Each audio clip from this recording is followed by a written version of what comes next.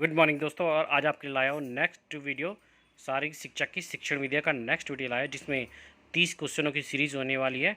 उससे पहले कहना चाहूँगा कि मेरे चैनल को सब्सक्राइब करना ना भूलें और ज़्यादा से ज़्यादा सब्सक्राइब कीजिए और वीडियो को पूरा देखिए, ताकि आपको एलटी की या बीपीएड या एमपीएड जिस कोई भी परीक्षा दे रहे उसमें सफलता प्राप्त होगी। ये बहुत ही ज़्यादा मोस्ट क्वेश्चन होने वाले आज के।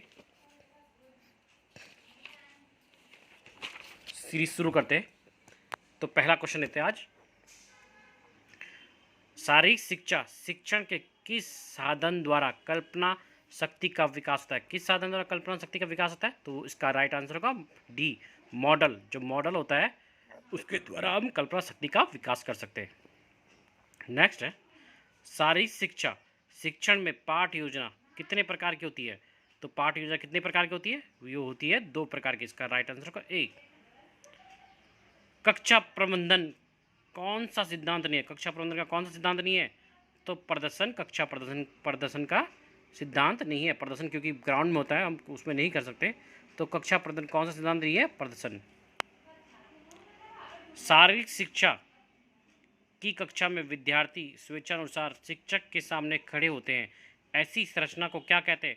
जो शारीरिक शिक्षा की कक्षा में विद्यार्थी स्वेच्छानुसार शिक्षक के सामने खड़े होते हैं, तो ऐसी संरचना को क्या कहते हैं? उसे कहते हैं मुक्त व्यवस्था। इसका राइट आंसर का बी। विद्यार्थियों को साइकिल के पहियों के तारों के समान खड़ा किया जाता है, इस संरचना को क्या कहते हैं? स्पोक। ये राइट आंसर होगा ए।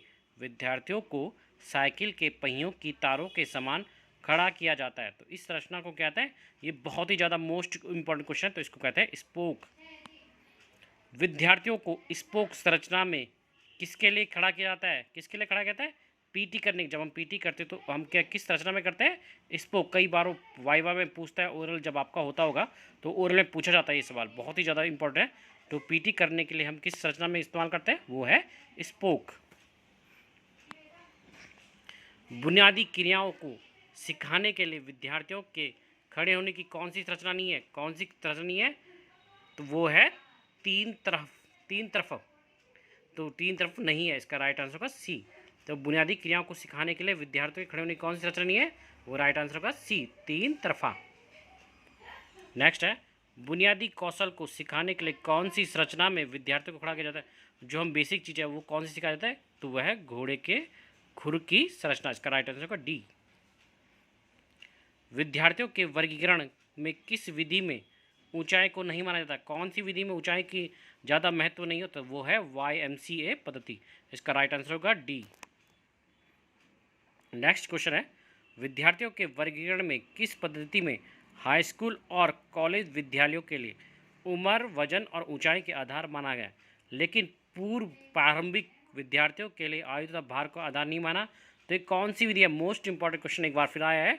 तो इसका राइट आंसर होगा ए, डॉक्टर CH मकेले पद्धति। मकेल की जो पद्धति होती है उसमें विद्यार्थियों की आयु और भार को आधार माना है। यानी विद्यार्थियों के जब वर्गीकरण किया जाता है तो हाई स्कूल और कॉलेज के विद्यार्थियों के लिए उम्र, वजन, ऊंचाई का आधार माना है, लेकिन पूर्व प्रारंभिक जो पहले विद्यार्थियों के आयु और भार को आधार भी माना जाता है।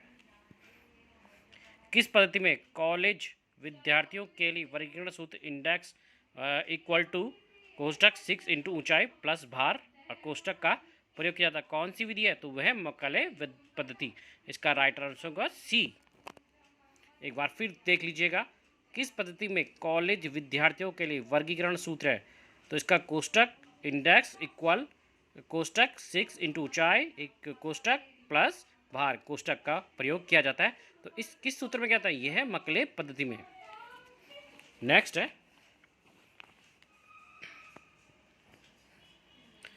विद्यार्थियों के वर्गीकरण की किस पद्धति में रुचि और कार्य क्षमता को ध्यान में नहीं रखा जाता है? तो विद्यार्थियों के वर्गीकरण जब हम वर्गीकरण करते हैं तो किस पद्धति में रुचि और कार्य क्षमता का ध्यान नहीं जाता है? तो वह है तिरुनारायण और हरिहरण की पद्धति में। जो तिरुनारायण जी और हरिहरण की पद्धति है उसमें यह विद्यार्थियों का वर्गीकरण की पद्धति को रुचि और कार्य क्षमता पर ध्यान नहीं जाता। विद्यार्थियों के वर्गीकरण में लड़कियों और लड़कों के लिए अलग अलग इंडेक्स किसमें है? मोस्ट इंपॉर्टेंट क्वेश्चन, तो मैकलॉय विधि।